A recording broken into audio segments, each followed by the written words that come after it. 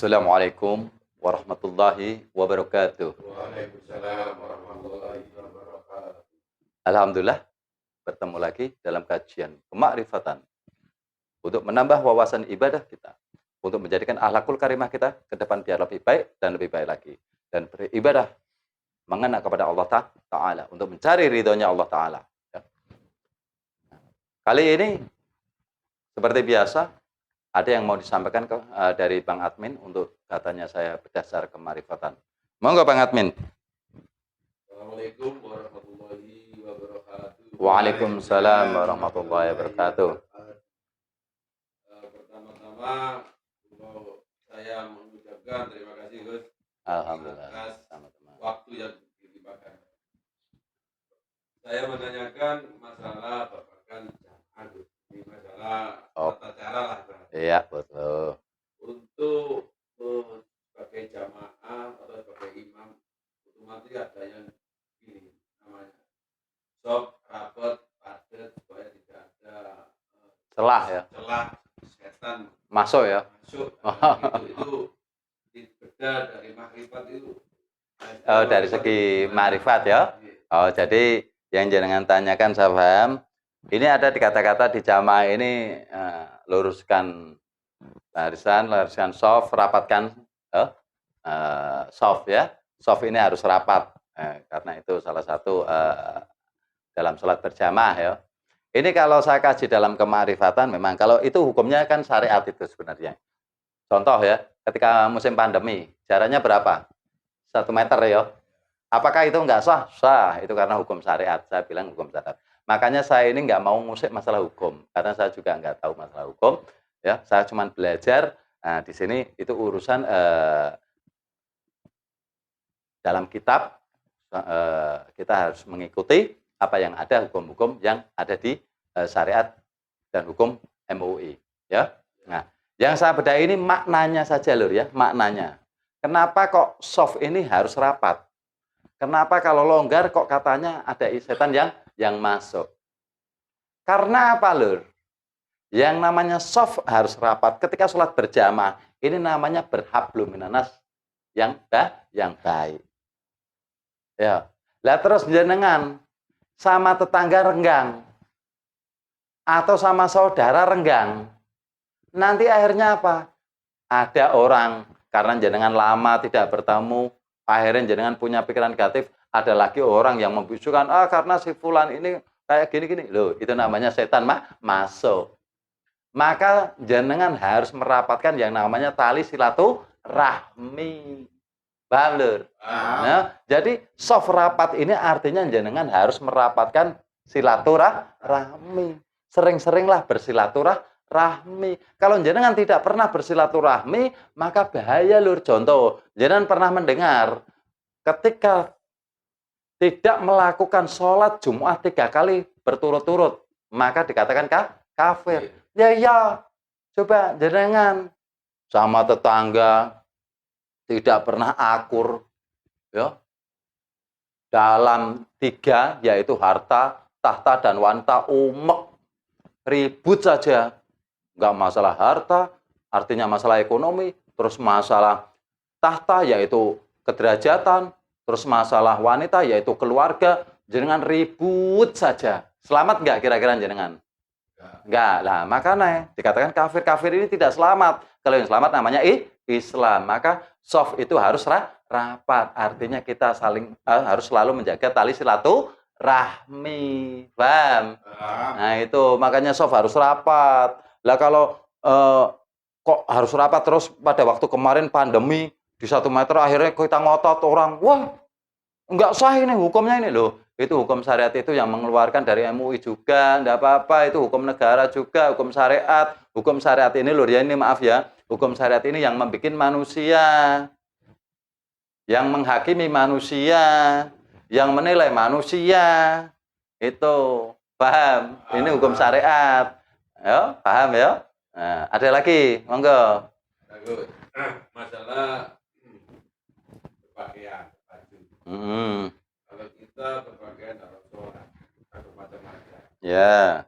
lebih baik mata ini melihat, misalnya terus terang saya melihat, Kalau ada tulisan saya baca. Ah. Kalau dalam makrifat itu gimana Bu? Kalau dalam marifat kayak gini, ya, semua orang kalau sholat di depannya ada tulisan mesti dibaca lur. Nah kira-kira lur ya, saya mau nanyakan jenengan ya. Kalau jenengan pas di depan ada kaos, ada tulisannya, terus jenengan bisa membaca. Ini menurut jenengan baik apa enggak? Ya kalau enggak jenengan enggak usah tiru kayak gitu corongnya. Saya makanya enggak mengatakan itu sah atau enggak, itu tergantung dari diri jenengan. Ketika jenengan itu menganggap tidak baik, ya sudah, jangan jenengan tiru. Yang baik gimana? Harus polos lur, nggak ada tulisannya, ya. Jenengan mau fokus kayak gimana pun nggak bisa kalau di depannya ada tulisan. Maka itu kembalinya adalah ngaji rasa. Ketika jenengan Allah Akbar di depan ada tulisan yang membaca ini orangnya tidak ganteng, akhirnya jenengan sholatnya nggak fokus lur, ya lur. Ya. Nah, maka apa? Ketika jenengan melihat oh ini tidak baik, jenengan jangan tiru lur. Yang terus jenengan benahi, oh berarti saya nggak baik. Yang baiknya gimana? Harus dengan yang polos, paham? Kalau itu hukum prosot lur, saya nggak berani mengatakan itu sah atau tidak karena itu nanti dari orang-orang yang ahli hukum fikih. Saya nggak begitu hafal paham hukum fikih, makanya saya nggak berani. Saya cuma mengkaji secara makrifat aja, secara pembedahan ya. Karena gini, menurut pribadi saya, untuk fokus dan sampai seperti itu gimana? Nah, ini jadi pengkajiannya beda.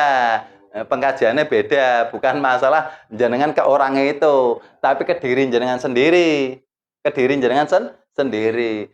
Artinya ketika jenengan pengen fokus, jenengan harus bawa beban diri jenengan sendiri ketika sholat. Contoh, ketika takbiratul ihram, jenengan paham, ini untuk mengendalikan emosi. Lah, jenengan sholat, ini sholatnya sholat apa? Sholat duhur kah? Sholat subuh kah? Contoh, sholat subuh ya. Nah, sholat duhur aja biar gampang ya. Jenengan harus introspeksi kembali ke hati jenengan. Dengan cara apa? Satu, jenengan harus bisa mengoreksi dari subuh sampai ke duhur. Ini kira-kira jenengan sudah bisa belum mengendalikan emosi jenengan.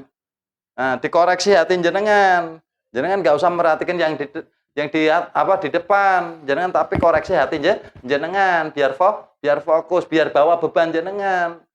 Ketika kok ketemu, wah saya tadi masih emosi, lah perbaiki nanti setelah salam. Terus ketika ruko itu sifat hewani dari subuh kan duhur ini kira-kira jenengan sudah bisa belum mengendalikan hawa nafsu keduniawian, ya nafsu apa saja, jenengan bisa mengendalikan belum? Ketika belum, jenengan perbaiki biar fokus kembali ke hati jenengan, ya. Jenengan benar-benar masuk ke dalam hati jenengan. Makanya apa saya anjurkan, paling afdal ini adalah sholat berjamaah. Karena jenengan bisa lebih dalam mengoreksi diri jenengan sendiri. Karena sholat ini adalah ajang untuk beribadah, mendekatkan diri kepada Allah dengan cara jenengan mengintrospeksi, mengoreksi diri jenengan. Jenengan nggak usah mikiri orang lain, tapi pikiri diri kita sendiri. Jenengan jangan ngorek kesalahan orang lain, tapi koreklah kesalahan diri kita sendiri. Ini caranya. Ketika bersujud kayak gitu, kira-kira jenengan sudah bisa belum berandap asor, merendah diri. Kalau belum, benahi nanti ketika habis sholat. Terus ketika tahiyat, jenengan sudah bisa belum? Ketika dihujat, difitnah, jenengan sudah bisa legowo apa belum? Kalau belum, benahi. Biar bisa legowo. Lah akhirnya apa? Di depan mau ada tulisan atau apa, jenengan nggak bakalan ngefek lur. Ya, paham nggak? Paham. Ya, paham? Nah, yuk monggo. Enak lur ya. Oh, no. Apalagi lur? Ada lur? Cukup. Oke. Nah, nuruti admin ini, ya lur. Nuruti admin, ya. Semoga apa tadi yang saya kaji, saya bedah dalam ilmu-ilmu kemarifatan bisa bermanfaat untuk Anda semua, bisa menambahkan ilmu-ilmu ibadah untuk jenengan biar menjadikan akhlakul karimah jenengan ke depan biar lebih baik ya. Karena syariat itu harus dibedah menjadi marifat, bisa merubah akhlakul karimah kita. Kalau syariat tidak dibedah ke dalam marifat, maka akan nol. Alaqul karimah jenengan tidak akan bisa berubah, Lur. Tidak mendapatkan ilmunya, ya.